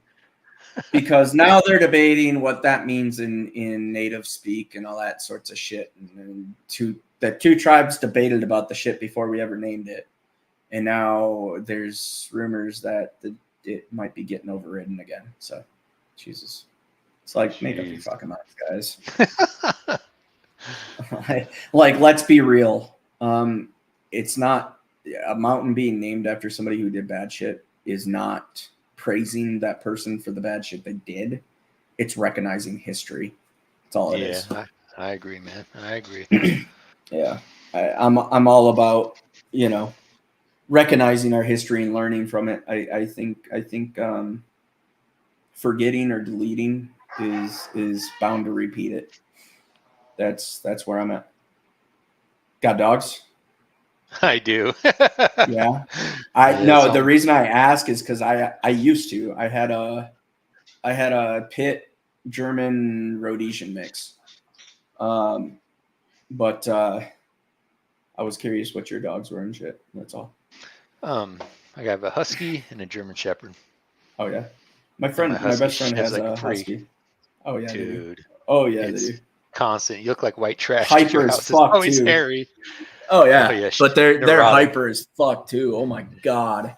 Every time I go over to my best friend's house, because I helped raise her husky, or at least when she first adopted it, I was like the main person in her husky's life for like the first month or two, because we got her at a hotel, found a stray hotel. So we work on the road, me and my best friend did. And we were in working in Southern Illinois, staying in Paducah, Kentucky. That's where our hotel was. And she did the dumb fucking thing to stop the truck when there was a stray out. And of course, they opened the door, stray jumps on her lap, and she fucking fell in love from there. And then we had to go through the whole 9 yards, calling the Humane Society to see what the fucking legalities are on all this shit. And they're all, well, we can take her if we need to. And then, of course, she fell in love with it before she ever took it to the fucking Humane Society. So they backtracked it, made sure there was no reports of a missing dog. And so unfortunately, after she decided to take said dog in, we're both supervisors at the time. She gets called out to Washington, Centralia, what I was talking about. And she flies out there and she's like, hey, can you take care of the new dog? I'll grab her when I get back, which we got our boss to agree to it, because if he would have sent her home after that would have really fucked me. But anyway, so it was like a month and a half before she finally got back from Washington, because it was a whole huge outage thing that ended up happening. And so I basically raised her husky and shit. So you had a husky for 2 months? Pretty much. Had a husky for 2 months, and now every single fucking time I go over to her house, the first thing she does is jump up on me. She's all licking me and everything else. She's like, you have more love for my fucking dog than I do. I'm like, yeah. She remembers you. That's dope. Yeah, it's awesome. It doesn't matter how long it is. Sometimes it's been 2-3 months before she'll see me, and then she remembers it like it was yesterday. You can tell. But hey, yeah, they're hyper dogs. Oh, Christ. So, actually, I did want to open, if you got the time, Dunbar. I did want to open it up to chat, and we have one question. Now. Yeah, and we did have Curtis drop one. He knows. Yeah. Why don't? No, it's because I mean, even if people know the answer, it's still good to put it out there for the people who don't. I go back and forth with it, but honestly, man, I don't have anything to say. It's weird because I'm not looking to be the white too short anymore. Like I could freestyle for days talking that way. Hope my daughters aren't in the chat anymore. Yeah. But no, I just don't have anything to say, man. And I've always been better at producing. And as you get older, you start realizing what you're just okay at versus what you're good at, right? And I'm better at producing than I am at rapping. Now I still might do it. I want to make a song with Vic, so we might do it. Vic XL. Mm-hmm. Yeah, that's dope. That's dope. And if you do talk to him, like, dude, I'm not avoiding him or anything. His timing with those lives, I'm usually either sleeping or just getting up for work or some shit. So I haven't been in the chat lately, but yeah, dude, I would totally. I've been like, fuck, dude, I missed another one. Like, god damn it. But I know he switched up his whole work schedule and everything else. So yeah, I'm gonna be doing a 16-bar challenge with him, so that'll be fun. Yeah, that's dope. That's dope.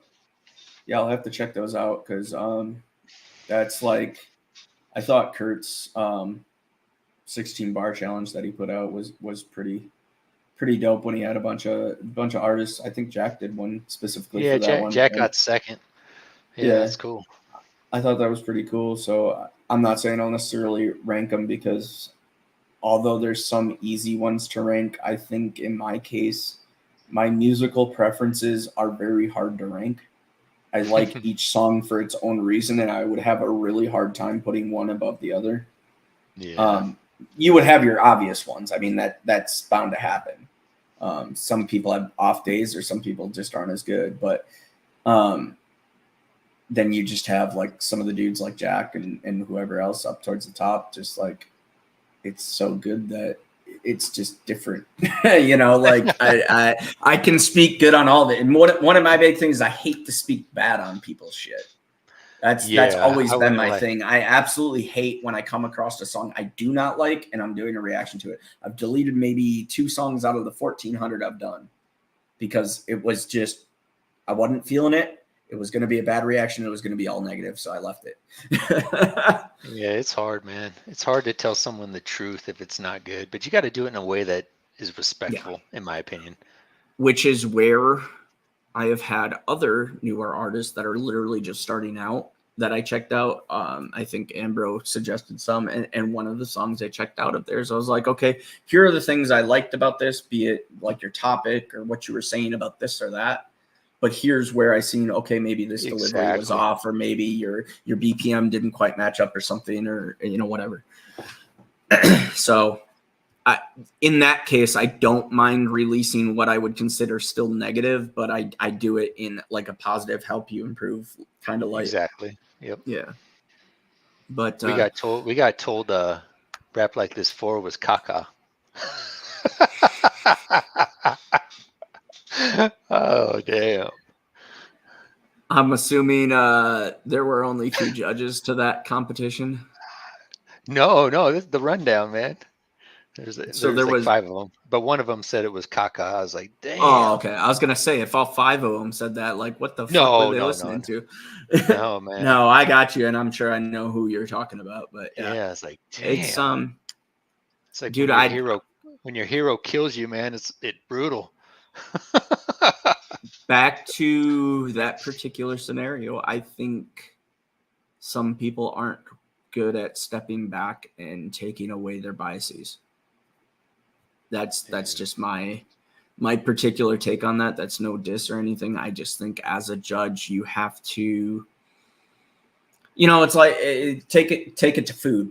Gordon Ramsay and some of those judges when they're doing those food shows, Master Chef or whatever. Gordon Ramsay clearly has a favorite food type, but he's judging how much different, So you have to remove yourself and look at the art of the matter. That's the way I look at it. And some people just aren't meant to be judges. That would be my interpretation of it. It's not saying that they were 100% wrong, that, you guys should have taken first place. That's not what I'm saying. I'm just saying to completely say that was trash is like, what the fuck did you listen to, bro? It was just wild because, man, like, honestly, there's only a few people I'm a real fanboy of, and he's one of them. And it's almost he's definitely got his own signature style. And with a lot of this whole scenario that recently happened, one thing it caused me to do as a fan is look back at some of my fandom of his stuff, not with less appreciation, but a different perspective look at it. And I used to always say he was country rap. And I used to always remember him saying, I'm not country rap or country rap. What the fuck is that? That's one of his famous bars he had. But different things like that. And now I look at it, and sure, he has country influence. I don't deny that.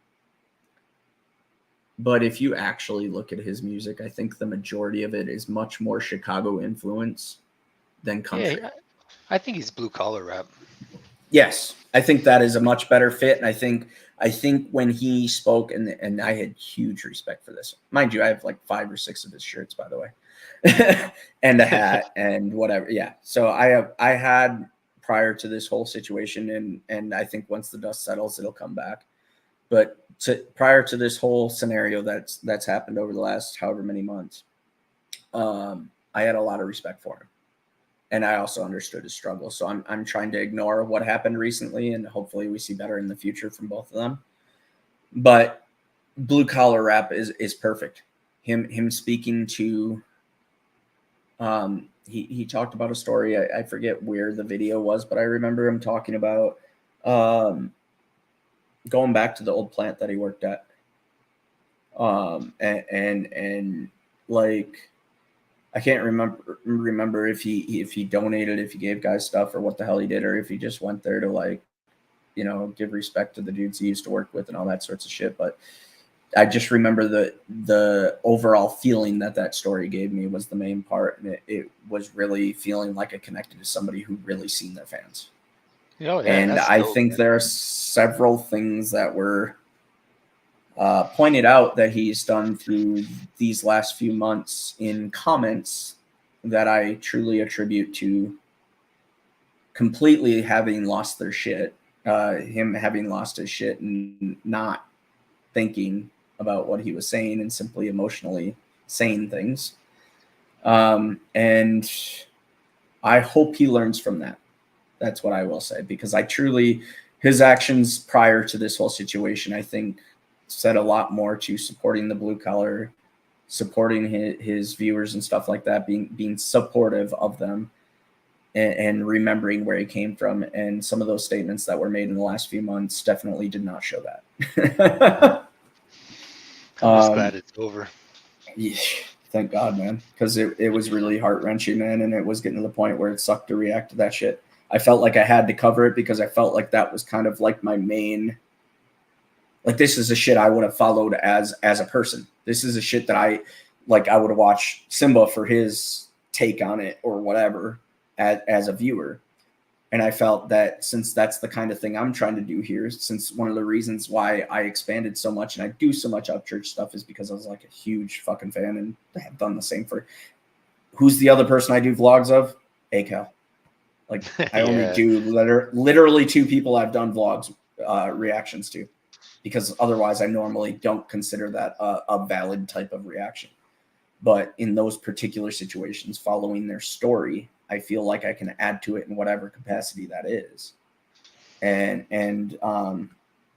yeah, I think Akel's had a really good story, man. Oh yeah, I really dude. do. Yeah, and I'm glad it's over. as far as this particular situation goes, because I think that's what I was getting at is it's just been exhausting. Hey, my the dude I have the best dude in the industry in my opinion that masters jackknife shit. He's in the chat. Really? Bob Sandifer. Okay. He's freaking dope, man, dope. So if you ever run into anyone that shout out to Bob Sandifer for being great at the fucking mastering here. Yeah, 40 plus years, man, 40 plus years, and to have a dude like that double checking my mixes is freaking huge. So prior to you mentioning that, I'll just say this: like, I don't know his work. Obviously, I've listened to his work and your work as well.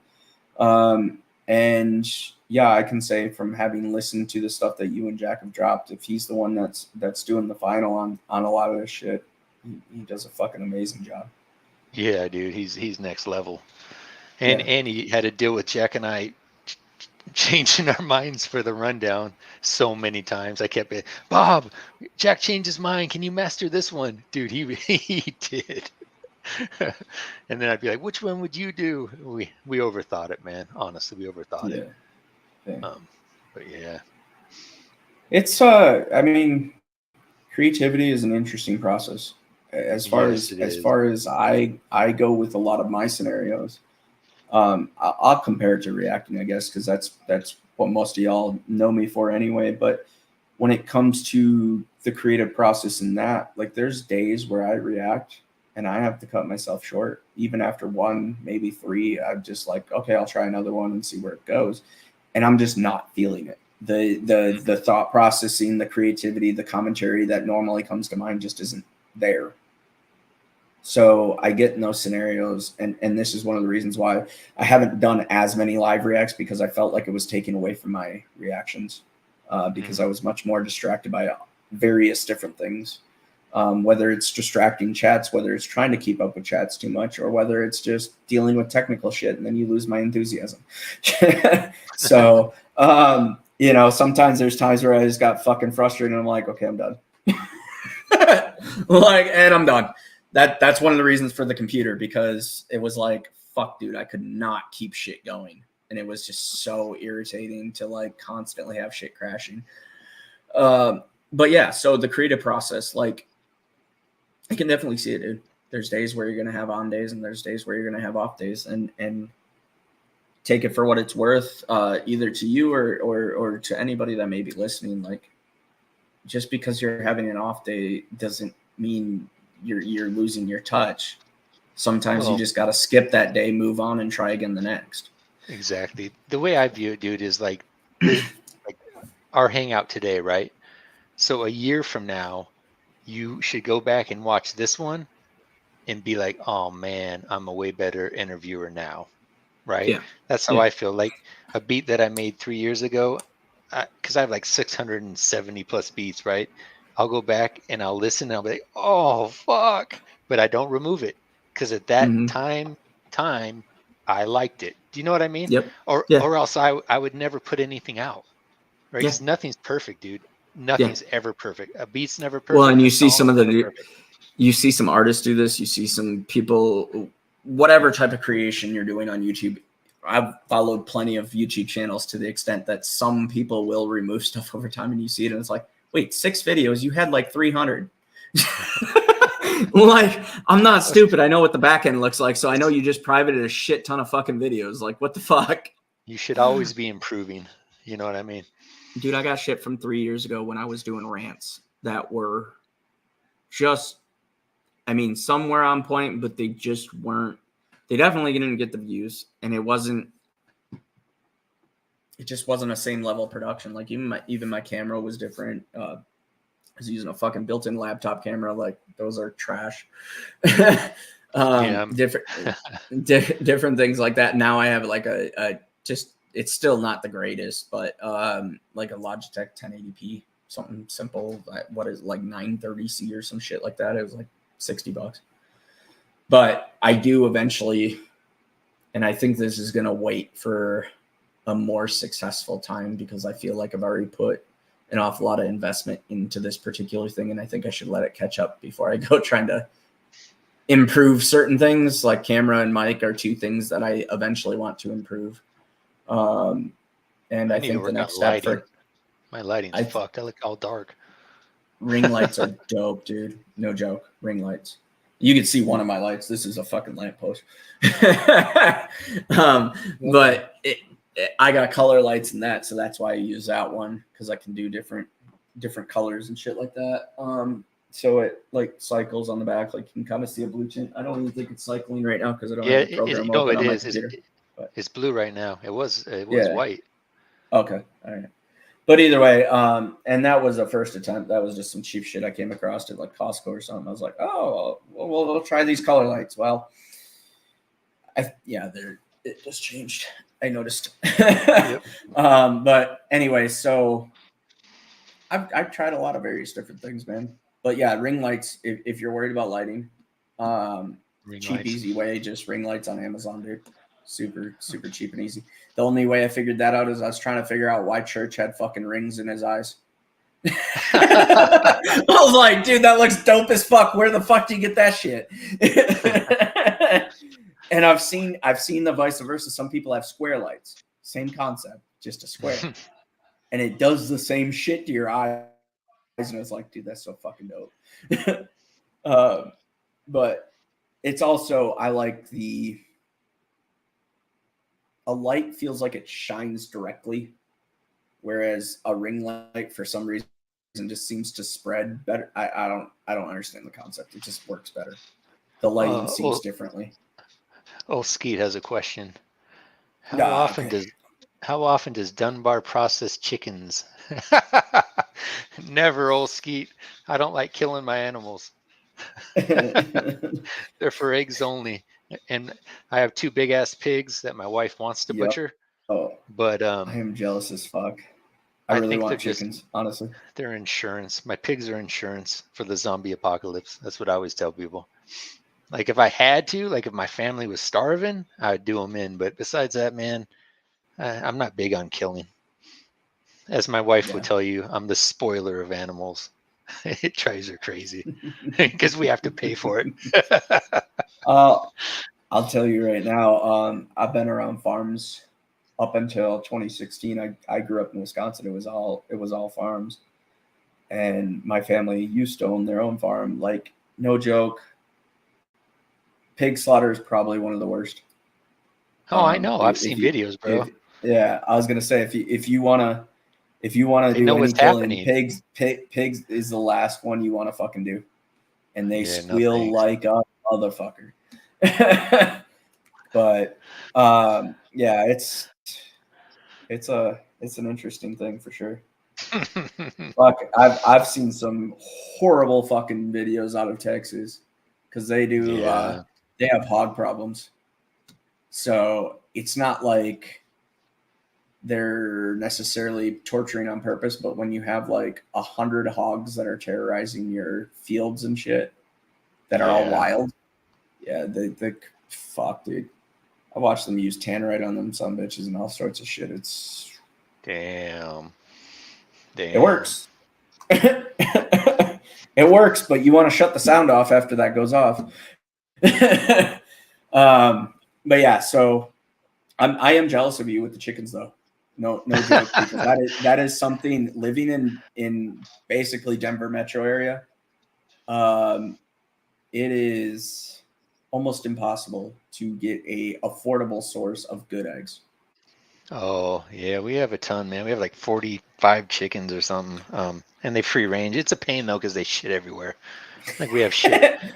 Like on our front porch, there's shit everywhere. I have to wash it. Oh, gotcha. I let my goats. I let my goats roam too, so we have goat shit all over. I love my goats. They're my boys. What do you do goat milk, or you just have them for fun? Hell no, no, they're just pets. My wife thought about it. I haven't done too much goat milk, so to be completely honest with you, I'm not sure. I've always been a little leery of it. But if you do it, dude, you have to get up like at the crack of dawn, and you have to milk them every day. And my wife thought about it, and I was like, "Look, if you do it, it's on you." And then she's like, "Oh, no, thanks." She doesn't want to get up that early. I suppose, yeah. So they're just pets. We have 11 goats, 3 girls, 8 boys. Hell yeah. So do you guys have, I guess you were talking about a new album, you and Jack. Any specifics to the plan so far? Does he have a theme, a title, or is there a release date necessarily? Where are you guys at on that? I'm hoping August 30th, but it depends on because Mike Sons is going to get on a hook on one of them. Actually, the one that played last night. Was it last night we got booted? Yeah, last night. The Out of Bed song. So okay. Mike's probably going to sing the chorus on that. Either that or he's going to sing the chorus on a one we released not that long ago called Bank Fishing. Okay. So I'm hoping early September, and the theme of the album is trash, kind of like because we got trash so bad. And we have a catchy ass song that we already had made like a year ago called Trash. And now we have a version with Moccasin Creek on it. And then we have another version that Zach Spade's going to be on. Bro, to come out with an album themed trash and then have Moccasin Creek on it, that is like, bruh. Because like everybody knows who Moccasin Creek is. There's no fucking question about that in this industry. Oh, his verse is dope too, man. They can say what they want about an individual song, but they can't deny the talent when somebody like Moccasin Creek's going to work with you guys on multiple songs. Yeah, he's a good guy. Like I think Moccasin Creek was around before ACAL, wasn't it? Dude, hell yeah! I heard Moccasin Creek. I was gonna say the pawn. You know the Vegas Pawn Store show, Pawn Stars. I think it's Pawn Stars. Oh yeah. They used one of his songs on the show. That's how I heard of him. That's dope. And I was like, and then he's one of the first country rappers I got into. Yeah. Which is funny because now I'm I don't know why every time I talk about Moccasin Creek, but it always makes me think of the other country rap group, Kentucky Music Mafia. Yeah, I've never listened to them, but I see them. Yeah, I've done some reactions to them, and all three of those guys. I think it's all three. Yeah, but all three of those guys were super like early on. One of the first bigger artists. Not that they're huge, but one of the first bigger artists that actually commented on. Yeah. Okay. That actually commented back and everything. Yeah, they opened up for ACAL and Jelly Roll and all that at one of the shows out this way. Oh, nice. That I went to back in 2017. That's how I ran across them. I had never heard of them prior to that concert, honestly, but they're pretty dope. That's cool. But either way, yeah, that was I keep thinking of them, and I should really hit those guys up. I'd love to have them all on too. That's the thing. Like I said, like memory wise, that's why I was taking notes and shit when you were naming them, and I'm like, fuck, that's right. I got this artist. I got that artist. I got, I've come across so many of y'all. Like I've come across Boo Boo. I don't think I've checked out anything with him. Skeet, I know I haven't checked out any of his yet. Like all these dudes that I've come across within this community that I'm sorry guys, but I forget shit a lot. It's hard to remember all the fucking great artists that are out there to check out. If you go look at my Spotify page, right? If you scroll down, it says similar as, right? Or people also like everyone listed on there is my friend. It's hilarious. That's awesome. Because we're kind of like the country rap report, riding dirty radio community because of Vic, right?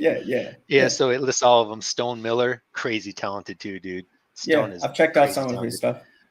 Stone, Yucky. Early on, I think Katie actually sent me something in my DMs when she first ran into me on Vic's thing, and that's how I ended up checking out Stone. I didn't even know Big Deal Beats was his son.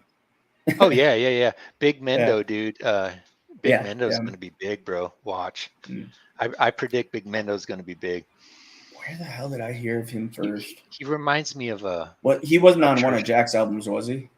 He's on My Country Boy Can't Survive song. My number one. Maybe I just came across him on Vic's show. I'm not sure. I know I've heard of him plenty though. Yeah. So just go look there, dude, and you'll just scroll across every single one of them. It's like we have the same people listening to our shit. Hell yeah, man. Hell yeah. It's funny because I remember, and I've noticed a little bit of a change in Spotify now with their recommendations and stuff. I'm definitely seeing some evidence of the rumors that they're more affected by the industry now. Not as free from the industry as they used to be, but Dude, they make it hard, man. They make it hard for new artists. I've been 4 years back at this, and just now I'm finally starting to, get in their algorithm, and they've granted me access to something called Discover. yeah, But dude, it took a long time, and it works. Yeah, Olski's right. Spotify does blow, but almost everyone, Spotify's like the one everybody listens to. Now, like I yes. don't listen to And Apple I was Music. listening to Spotify before it was ever a thing. Like before it Yeah. was everybody's listening agent. Everybody was on Apple Music and all this other shit. So, I was dude, I listening to spent Spotify thousands on before iTunes. they specifically made it the genre playlist where there's like metal and hip hop and all Yeah. that shit. So specific example, like when I would listen to Upchurch and shit and ACAL and all those dudes, they created daily mixes for me that included all those guys. Now they fucked it up completely. Now your daily mix is like I'll have soft rock with fucking metal and shit like that. I'm like, no, this used to be my fucking workout playlist. The fuck? Now I have to specifically go to metal genre, and even then, in metal genre, it doesn't include all the good ones that it used to in like daily mix. I used to love their fucking daily mix algorithm, dude. But I will say now, I think the reason why you guys say things like Spotify blow and all this, like it's hard to deal with, I think it's because it's had a lot of effect from the industry. They used to be Probably. independent, Swedish, whatever. I think it was Sweden. I might be wrong, but somewhere European, I believe. And I thought it was fucking dope. But I think once they started becoming a big invested in company, my bet Sony probably owns a good chunk of them. Since Oh, they're I've heard that. publicly I've heard traded, that. Yeah. I'd have to look it up, but I'd be willing to bet you the major investors are all labels. Yeah, I believe that. I mean, hell, But Sony controls all of Hollywood and music. I know. They own Warner Brothers. They own Universal. They own fucking name it. They probably own it. Exactly. It's fucking scary, man. Yeah, it is. It is still 100% a pay for play industry, and that's why I love supporting guys like yourself. I appreciate it, man. Old Ski mentioned that, and it's.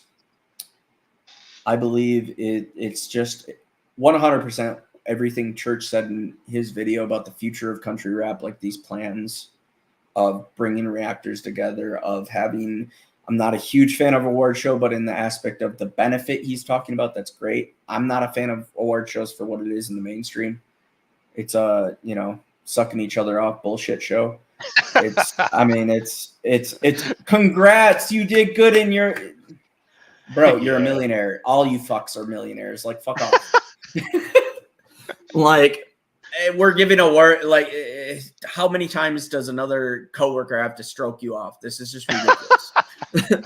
Like I mean, the best thing I ever thought. Yeah, musical masturbation, and it's not just music. It's movies and shit that I'm referring to as well. Like the actors and actresses and shit. But fuck, I sidetracked. Yeah, I don't know where I was going with it, but what fucking award was it? The Grammys. Ricky Gervais was on a couple years ago. Yeah. I think it was the Grammys, and he hosted and did a whole fucking skit. And at first, most people are acting like, "Oh yeah, he's joking." He made an entire, like, whatever the fuck it was, 5-10 minute series of jokes, but they weren't just jokes. Ricky Gervais has a certain style of being very cynical and very on point. And I don't know if you've seen any of the replays, but Tom Hanks' voice said it fucking all. And that was one of the greatest moments, I think, in all of award show history, because Ricky Gervais basically told everybody in the audience to go fuck themselves. Y'all suck. Quit fucking stroking each other off. And yeah, exactly. Olski, he killed it 100%. I was cheering at the fucking screen. It's been a long motherfucking time since I've cheered at a TV screen. I think it was on YouTube, but still, I mean, that was fucking amazing. But yeah, dude, I really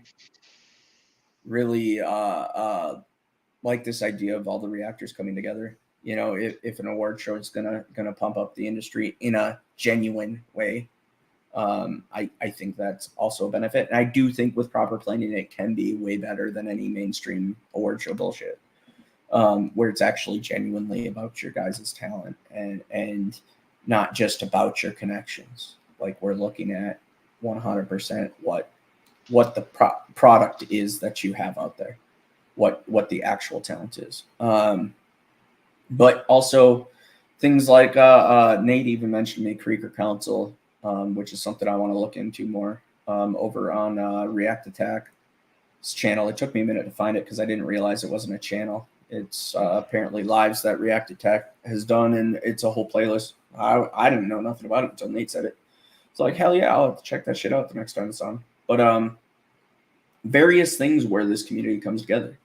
One of the huge respects I have to Vic is I think even though Vic is, what do I want to say? I don't want to say strayed. Vic is varied, I would say, in some of what he's brought around on his channel. And like I said, I haven't caught since he did the schedule change thing.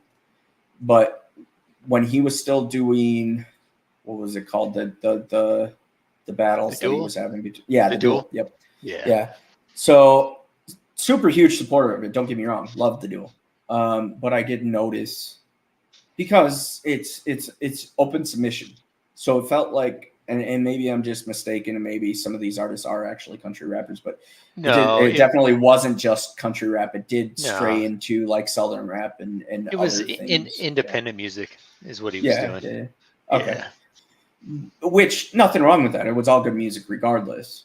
It was just obviously, at least between you and I, your main focus especially is country rap, and my primary preference is country rap, even though it's not the only thing I do. Definitely one of my main focuses is the independent side of things for sure. I like variety. I'll check out labelers and stuff, but where I'm really going to support people's independent, you know, exactly. and I love the country rap lane because it speaks to what I'm used to. Exactly. But we got to thank everyone for being in this chat for so damn long. Oh yeah. We're over 2 hours. Yeah. And honestly, I'm plenty willing to wrap up pretty soon here, but I think to wrap it up on the note of collaborating, man, that's really what I see is everybody in this industry can work together and help each other. For sure. And pump each other up. Having you produce for these guys and put together things like what was that one that you were mentioning earlier? You had a bunch of artists on with Red Barn Nation. Yeah, Red Barn Nation. Yep. Well, what was there was a specific song, wasn't there? That you were talking about. Survive? Yeah. Yep. So I got to note that one, but yeah. So I think this is something good going forward. Something good going forward, and something we can definitely continue to put each other on. Exactly. And we all appreciate what you do, man. I just do whatever I can, man. That's the way I see it, and the fact that it can help anybody or that anybody feels like it is helping them. Whatever I can do, it makes me feel good to know that I've helped somebody. So it's done. Yeah. So one more time to kind of promo your album coming out with you and Jack. Probably late August, early September. It's going to be called Trash. Okay. Only 10 songs because no one listens to full albums, as we learned from the last one. I listened to the full album. I know. You were awesome. I just know that if I was going to do it again, constructively, I would have to split it up. But thanks a lot, dude, it was a dope album, man. Yeah, for sure. Keep on experimenting with those beats and giving us the unique instrumentation. You're definitely gonna hook me in with that kind of stuff that you don't normally hear within rap, for sure. So appreciate you coming on, Dunbar. Thanks, man. Have a good one. Have a good one, guys. Peace out.